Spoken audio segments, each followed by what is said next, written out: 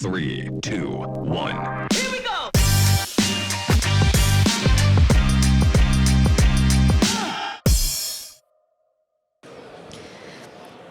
Bonjour Guillaume Stahl. Vous êtes directeur grand compte régie chez Suez. Merci d'être avec nous sur cette capsule solution dans le cadre du salon Cyclo de Vichy. Bonjour Pauline, bonjour à tous. Aujourd'hui, dans le cadre de ce salon, vous avez choisi de nous présenter plus précisément une solution qui s'appelle AquaDvanced. De quoi s'agit-il exactement ? Oui, alors dans SES, on a plus de 200 produits, donc il a fallu choisir. On a choisi la gamme AquaDvanced et plus spécifiquement AquaDvanced assainissement, puisque le thème du salon Cyclo de Vichy, c'était le pluvial. Alors on dit gamme AquaDvanced parce qu'il y a des AquaDvanced un peu pour tout le cycle de l'eau. D'accord. Donc, chacun a ses spécificités métiers autour d'un socle logiciel commun. Ok. On va rentrer un peu plus tard dans le détail. Mais avant ça, est-ce que vous pouvez quand même nous lister les problèmes qui existent sur les réseaux d'assainissement et auxquels la solution a vocation à répondre, mais on y viendra.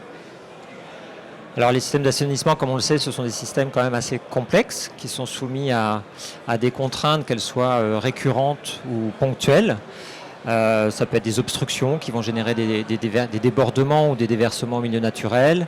On a bien sûr le problème des infiltrations d'eau claire parasites qui saturent les réseaux, qui limitent leur capacité. On peut avoir de la sous-capacité structurelle du réseau ou tout simplement le vieillissement. Donc à toutes ces problématiques, les opérateurs sont aujourd'hui face à un certain nombre d'enjeux croissants. On a évidemment le dérèglement climatique qui amène une plus grande récurrence d'événements extrêmes qui perturbent le fonctionnement des réseaux d'assainissement. On a des flux croissants de micropolluants qui rendent difficile le maintien du bon état du milieu naturel. On vit actuellement une crise de l'énergie aussi, qui impacte directement les gestionnaires, les opérateurs et qui doivent trouver des solutions pour tenter de réduire un tout petit peu la facture énergétique de leur station de relevage. Et puis par-dessus tout ça, l'assainissement, c'est aussi régi par une réglementation complexe. Depuis la métrologie jusqu'au livrable à remettre aux autorités compétentes. Donc il faut que les gestionnaires arrivent à jongler avec tout ça. Donc AquaDvanced, c'est un outil qui a vocation à proposer des réponses à ces problématiques. Comment ça fonctionne ? Alors c'est une plateforme temps réel de suivi des réseaux d'eau usée ou pluviaux qui est constituée de 3 blocs. Donc le premier bloc, c'est ce qu'on appelle AquaDvanced Suivi. C'est un hyperviseur dynamique, temps réel, une sorte de grosse base de données qui va se nourrir du système d'information, donc majoritairement la métrologie, la télégestion, la supervision, qui va valider les données, ça c'est important, et qui va les mettre à disposition de l'opérateur sous forme d'événements pour aider à sa prise de décision. Donc ça prend la forme d'un tableau de bord géographique dans lequel on va pouvoir faire plusieurs choses. Donc je le disais, valider et critiquer les données, donc important avant de pouvoir les utiliser.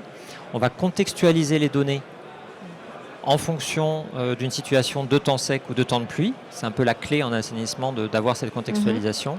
On va pouvoir calculer des indicateurs par entité géographique ou par période. Et donc les indicateurs, ils vont systématiquement se mettre à jour selon qu'on change d'espace ou de temps. D'accord. Et puis on a aussi un module de suivi météo qui va permettre de calculer des lames d'eau par bassin de collecte à partir de pluviomètres par exemple, qui va spatialiser les pluies ou calculer les périodes de retour des événements pluvieux, ce qui est particulièrement utile pour les analyses. Ok, donc ça fait beaucoup d'infos. Pour un exploitant, quels sont les bénéfices concrets ? Alors ce tableau de bord dynamique, il crée automatiquement des événements qui vont aider l'opérateur soit pour des missions d'exploitation, mieux connaître le fonctionnement de son réseau, les points noirs, anticiper les actions d'opération préventive. On va évidemment suivre les déversements de temps sec, de petites pluies, de grosses pluies, pour voir si les actions qu'on mène, elles sont utiles. On va pouvoir faire des choses aussi plus structurelles, repositionner des seuils de déversoirs d'orage, régler des débits en aval de bassins de stations, de bassins de rétention, ou aussi l'utiliser en mode plus ingénierie pour tester des scénarios de dimensionnement d'ouvrages, qu'il s'agisse de bassins là encore ou d'équipements électromécaniques. D'accord, donc des applications très concrètes. Vous avez évoqué tout à l'heure plusieurs fonctions, on vient de détailler la première. Quelles sont les autres qui sont proposées par AquaDvanced ? Donc l'hyperviseur, c'est vraiment le socle commun aux 3 blocs. Quand on s'intéresse à des problématiques de débordement, notamment en milieu urbain, avec des systèmes unitaires, on ajoute une fonction anticipation qui va permettre, à partir de prévisions météorologiques, souvent des lames de radar, couplées à un modèle hydraulique, de générer, surtout de prévoir d'abord 24 heures à l'avance les potentiels débordements du réseau d'assainissement. Et pour des systèmes qui sont plus complexes, mais qui donnent aussi plus de marge de manœuvre, on va y rajouter l'information sur la disponibilité et la capacité des ouvrages. Avec des algorithmes, on va donner des consignes de fonctionnement à l'opérateur, donc automatiques ou non, qui vont permettre d'utiliser la capacité du réseau pour répartir la charge avant qu'elle sature la station d'épuration, qu'elle se déverse au milieu naturel. D'accord, donc une gestion plus dynamique, hein, c'est ça. Donc vous l'avez détaillé, il y a plusieurs fonctions. À qui s'adresse de manière générale cette solution? C'est pour qui? Alors à l'origine, AquaAdvance, c'était surtout destiné aux grandes collectivités, justement sur ces problématiques de gestion dynamique. Maintenant, avec ces 3 modules, ça s'adresse vraiment à tout type de collectivité qui souhaite connaître et maîtriser son réseau d'assainissement. Cette fonction d'hypervision, elle permet d'adresser des problèmes d'exploitation très concrets, de l'ingénierie, des problèmes complexes et même la gestion dynamique. Avant, il fallait beaucoup de capacités de stockage, beaucoup de moyens. Aujourd'hui, on sait faire des systèmes avec quelques vannes régulées, couplées à un AquaAdvance et avoir des résultats très rapidement.